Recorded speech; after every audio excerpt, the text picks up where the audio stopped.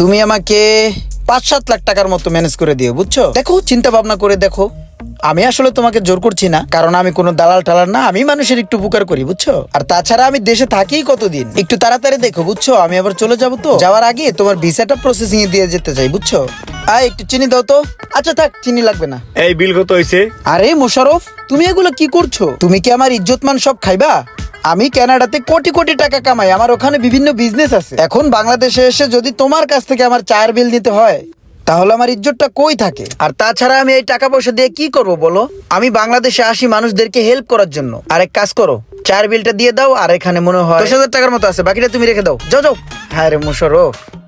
আসসালামু আলাইকুম স্যার, ভালো আছেন? ওয়ালাইকুম আসসালাম। ভালো আছো তুমি? জি ভালো, আপনি ভালো আছেন?